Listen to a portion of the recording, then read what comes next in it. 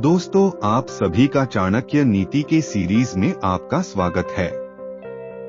आज हम जानेंगे आचार्य चाणक्य के चाणक्य नीति का तीसरा अध्याय। बाकी के अध्याय आप डिस्क्रिप्शन में दिए गए लिंक्स पर क्लिक करके सुन सकते हैं। अध्याय तीसरा। इस दुनिया में ऐसा किसका घर है जिस पर कोई कलंक नहीं? वह कौन है जो रोग और दुख से मुक्त है? सदा सुख किसको रहता है? मनुष्य के कुल की ख्याति उसके आचरण से होती है।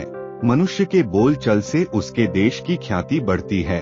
मान सम्मान उसके प्रेम को बढ़ाता है एवं उसके शरीर का गठन उसे भोजन से बढ़ता है।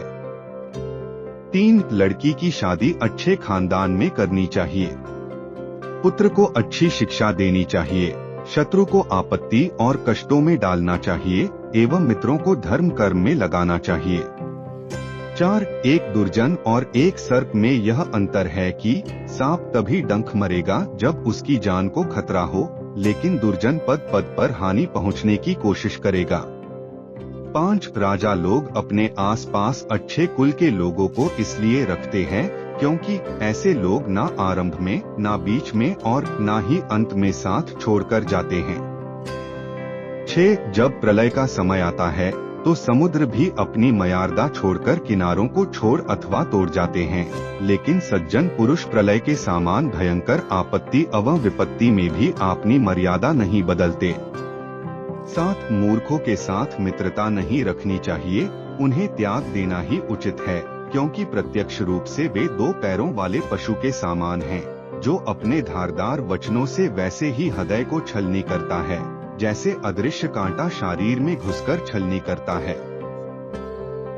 रूप और यौवन से संपन्न तथा कुलीन परिवार में जन्म लेने पर भी विद्याहीन पुरुष पलाश के फूल के समान है, जो सुंदर तो है लेकिन खुशबू रहित है। कोयल की सुंदरता उसके गायन में है। एक स्त्री की सुंदरता उसके अपने परिवार के प्रति समर्पण में है। एक बदसूरत आदमी की सुंदरता उसके ज्ञान में है तथा एक तपस्वी की सुंदरता उसकी क्षमाशीलता में है। कुल की रक्षा के लिए एक सदस्य का बलिदान दें, गांव की रक्षा के लिए एक कुल का बलिदान दें, देश की रक्षा के लिए एक गांव का बलिदान दें, आत्मा की रक्षा के लिए देश का बलिदान दें।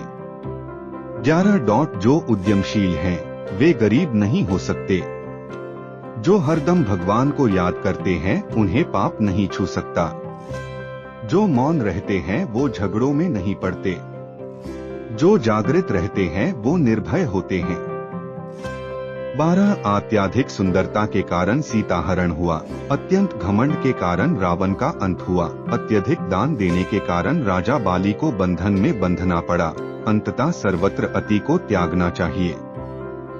3. शक्तिशाली लोगों के लिए कौन सा कार्य कठिन है? व्यापारियों के लिए कौन सा जगह दूर है? विद्वानों के लिए कोई देश विदेश नहीं है, मधुभाषियों का कोई शत्रु नहीं। 14. जिस तरह सारा वन केवल एक ही पुष्प एवं सुगंध भरे वृक्ष से महक जाता है, उसी तरह एक ही गुणवान पुत्र पूरे कुल का नाम बढ़ाता है।